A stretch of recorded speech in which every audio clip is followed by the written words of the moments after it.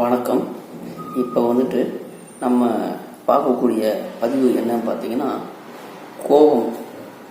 கோபம் ஒரு மனிதனை எந்த அளவுக்கு கொண்டு போகும், அந்த கோபம் அடுத்தவர்களை எந்த அளவுக்கு புண்படுத்தும் அப்படிங்கிற ஒரு குட்டி கதையாக இப்போ நம்ம இந்த பதிவில் பார்க்க போகிறோம்.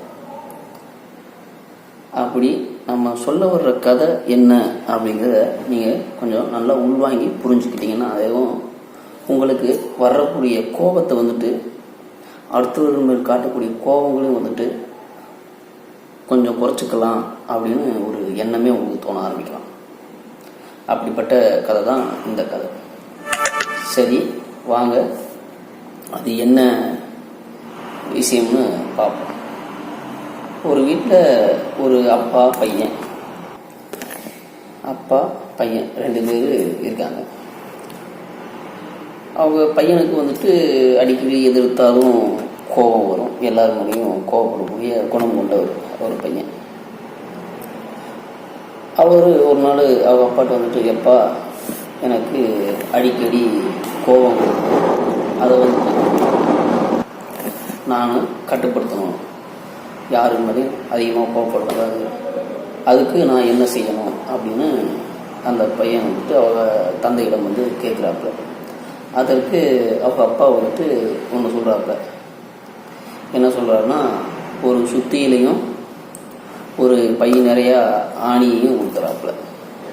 கொடுத்துட்டு அந்த ஆணியை உனக்கு எப்பையெல்லாம் கோபம் வருதோ அப்பையெல்லாம் இந்த ஆணியை எடுத்து இந்த செவத்தில் அப்படின்னு அரைஞ்சு வை அப்படின்னு சொல்கிறாப்புல. உடனே சரி அப்படின்னு அவர் பையனும் சொல்லிட்டு, அவருக்கு கோபம் வரும்பொழுது தான் அந்த ஆணியை எடுத்து அவருடைய வீட்டில் செவத்தில் அரைகிறாப்புல. முதல் நாளில் ஒரு 10 அரைகிறாப்புல, அதுக்கடுத்த நாள் ஒரு 8, 9 அப்படின்னு படிப்படியாக குறைஞ்சிக்கிட்டே வருது. கடைசியில் ஒரு கிட்டத்தட்ட ஒரு 50 ஆணி அரைஞ்சிட்டாப்புல. அரையும் போது அரைஞ்சி முடிச்சதுக்கப்புறம் சொல்கிறாப்பா அப்பாட்ட, அப்பா எனக்கு இப்போலாம் அதிகமாக கோபம்லாம் வர்றது கிடையாது அப்படின்னு சொல்லிட்டு எனக்கு ஒரு பக்குவம் வந்துருச்சுப்பா அப்படின்னு அந்த பையன் அவள் தந்தையிட்ட சொல்கிறாப்பா. சொன்னதும் அவள் தந்தை என்ன சொல்கிறாப்புன்னா, நீ ஒவ்வொரு நாளும் எத்தனை ஆணி அரைஞ்சியோ அத்தனை ஆணியையும் ஒவ்வொரு நாளும் அரைஞ்ச ஆணி பூரா பிடுங்கி எடு அப்படின்னு அவர் சொல்றாரு. உடனே அந்த பையனும் தான் அரைஞ்ச ஆணியை பூராத்தையுமே வெளியே எடுத்துடுறாப்புல. வெளியே எடுத்தா அந்த ஆணி அரைஞ்ச ஒவ்வொரு இடத்துலையுமே ஓட்டையாக இருந்திருக்கு, துளைகள் இருந்திருக்கு. கடைசியில் அவங்க அப்பா சொல்கிறாரு, நீ அரைஞ்ச ஆணி புறம் புரிஞ்சிட்ட, ஆனால் அந்த செவத்தில் இருக்கிற ஓட்டையை யார் மறைக்க முடியும் அப்படின்னு சொல்கிறாங்க.